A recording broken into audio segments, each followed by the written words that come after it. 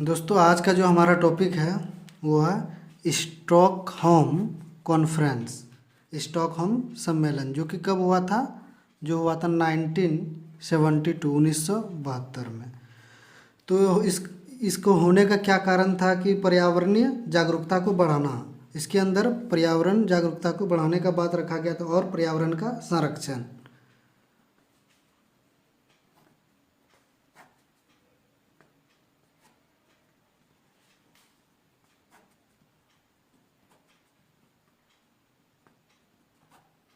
और पर्यावरण का क्या था? संरक्षण।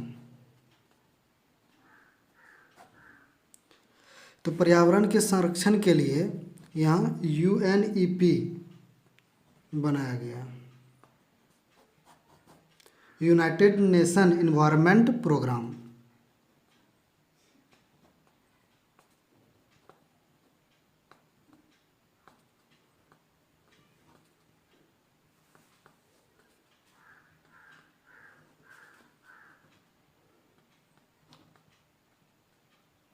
तो इसका फुल फॉर्म देख रहे हैं, यूनाइटेड नेशन इन्वायरमेंट प्रोग्राम। तो इसका हेड ऑफिस कहाँ है? हेड ऑफिस हेड ऑफिस को HO से डिनोट करते हैं। नेरोबी कहाँ है? तो वो केन्या में है। नेरोबी जो केन्या में है, केन्या में है। और केन्या कहाँ पड़ता है? तो ये अफ्रीका कॉन्टिनेंट में पड़ता है, अफ्रीका महाद्वीप में, अफ्रीका कॉन्टिनेंट में। तो फर्स्ट वर्ल्ड इन्वायरमेंट डे कब मनाया गया था? 5 जून 1974 को। शॉर्ट में EVS लिख देते हैं।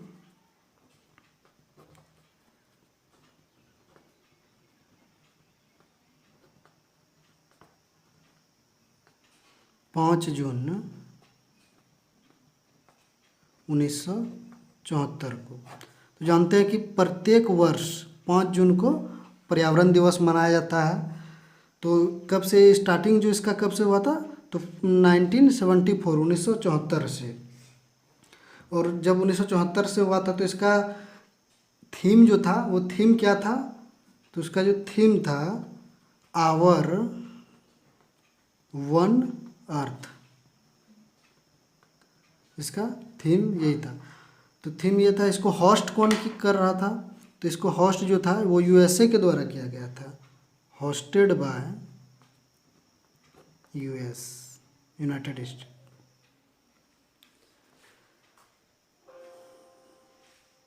फिर 2018 में क्या हुआ? जब 2018 में वर्ल्ड EVS डे या इन्वायरमेंटल डे जब मनाया गया तो इसको होस्ट कौन कर रही थी? इसको जो होस्ट है, hosted by India, hosted by India. और इसका जो थीम था, इसका जो थीम था वो क्या था? Beat plastic pollution.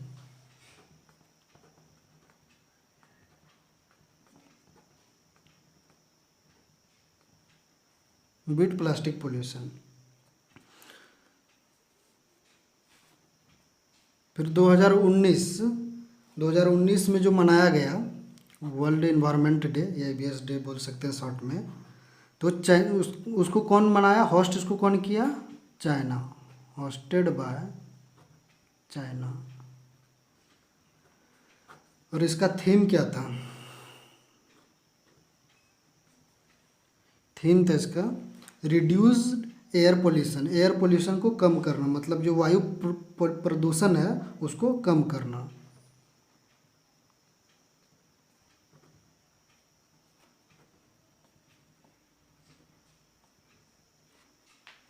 तो चलिए एक बार मैं इस टॉपिक को फिर से समझा देता हूँ।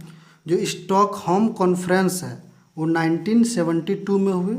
तो इसको होने का जो कारण था पर्यावरणीय जागरूकता को बढ़ाना। इसको बढ़ाने के कारण इसको मतलब किया गया, बढ़ाने के लिए। तो इसमें जो मुद्दा था वो संरक्षण का था।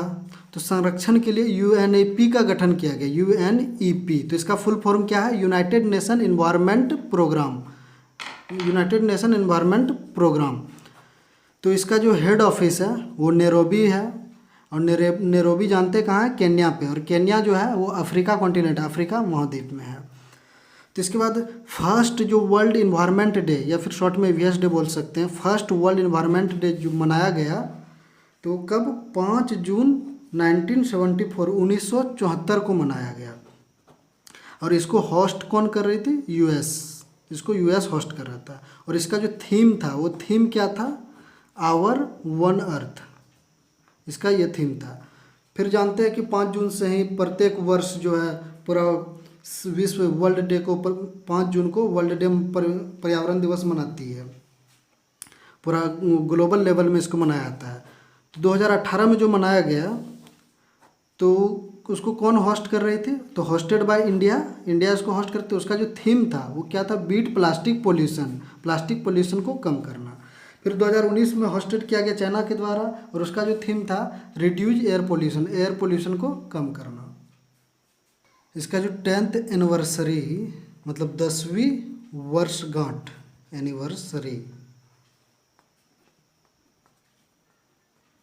10वीं जो वर्षगांठ मनाई गई वो कब मनाई गई? 1982 में इसकी 10वीं वर्षगांठ मनाई गई। तो इसमें क्या हुआ था? नैरोबी जो जगह था, नैरोबी, वहाँ समझौता हुआ था।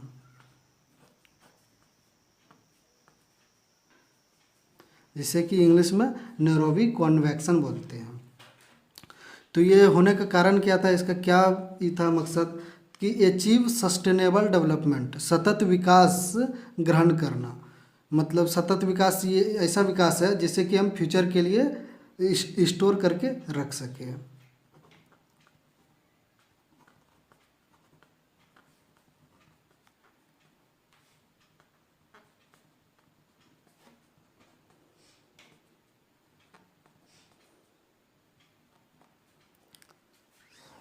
इसे हिंदी में सतत विकास बोला जाता है। मतलब सस्टेनेबल डेवलपमेंट की मतलब कोई भी, जैसे हमारे पास जो रिसोर्सेस हैं, जो भी संसाधन है, तो उन संसाधन को फ्यूचर के लिए स्टोर करके रखना ताकि फ्यूचर में उसके दिक्कत ना हो। तो इस चीज़ को सस्टेनेबल डेवलपमेंट बोलते हैं। तो इस चीज़ को करने के लिए क्या हुआ? एक कमीशन बनी। तो उस कमीशन का नाम था ब्रूटलैंड कमीशन।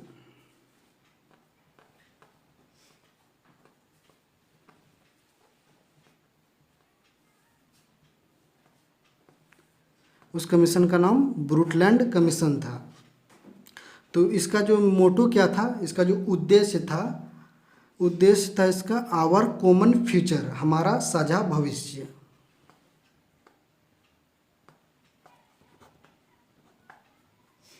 आवर कॉमन फ्यूचर, हमारा साझा भविष्य। तो इसमें क्या क्या मुद्दे रखे गए थे? तो इसमें जो मुद्दे थे वो सर्वांगीण विकास करना, मतलब सारे चीज़ का जो है विकास करना।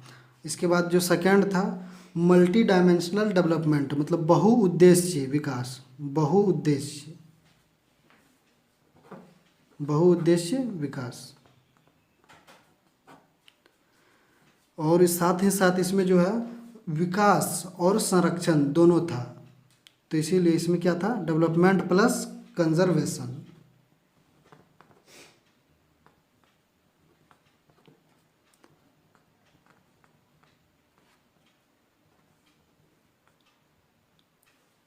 इसका जो 20th मतलब 20वां वर्षगांठ, हिंदी में वर्षगांठ एनिवर्सरी को बोलते हैं, जो इसकी 20वीं वर्षगांठ मनाई गई यूनेस्को CEO।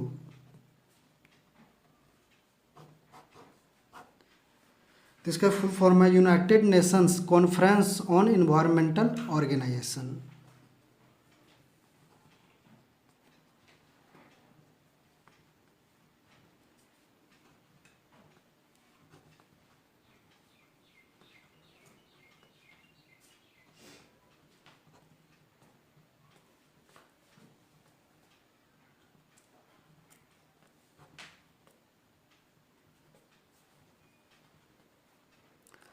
तो चलिए क्या देख रहे हैं, ब्रटलैंड जब कमीशन बना तो उसका जो थीम था आवर कॉमन फ्यूचर, हमारा साझा भविष्य, उसके अंतर्गत क्या क्या शर्तें रखी गई कि सर्वांगीण विकास करना, बहुउद्देशीय विकास करना, उसके बाद विकास प्लस संरक्षण, कि कोई भी चीज़ का जो है मतलब डेवलपमेंट भी करना और उसका संरक्षण भी करना हमारे फ्यूचर के लिए, इसी को सतत विकास सस्टेनेबल डेवलपमेंट बोला गया है।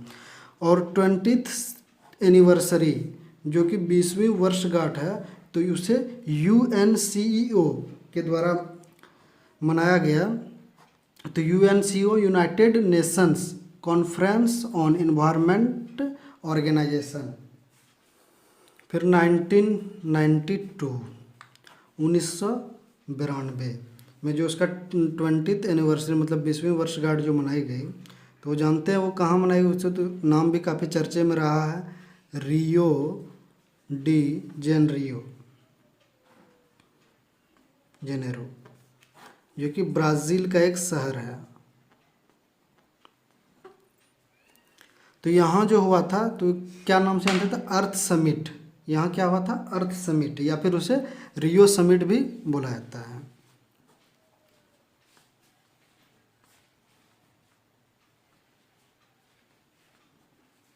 और रियो समिट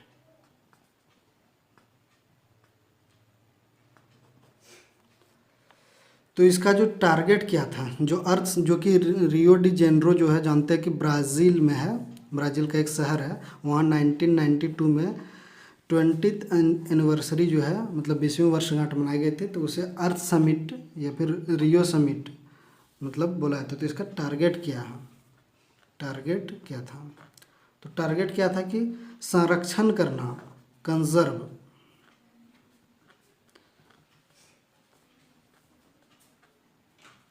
स्पीसीज मतलब स्पीसीज का जो है कंजर्व करना, इन्वायरमेंट का कंजर्व करना। इसके बाद क्या है कि इन्वायरमेंट के प्रति लोगों को जागरूक करना, अवेयरनेस ऑफ इन्वायरमेंट। इसके बाद नॉन कॉन्वेंशनल एनर्जी का जो है उसको रिसोर्सेस का ज़्यादा से ज़्यादा उपयोग करना। तो ये सब बातें इसमें टारगेट की गई थी।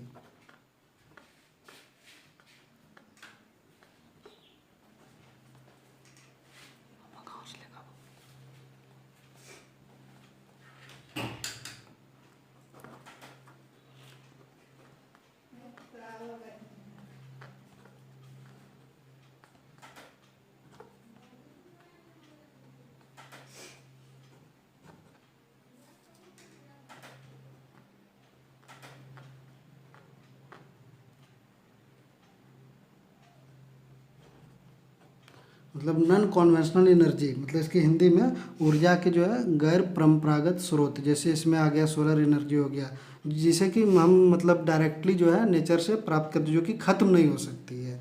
सीधा सीधा मतलब इसका ये हम समझ सकते हैं कि मतलब जो कि ख़त्म ना हो उसका ज़्यादा से ज़्यादा उपयोग करना चाहिए। और जैसे कि हमारा जो लकड़ी है, कोयला है, जो कि ख़त्म होने वाले संसाधन है, उसका जो है भविष्य के लिए उसे सुरक्षित रख सके।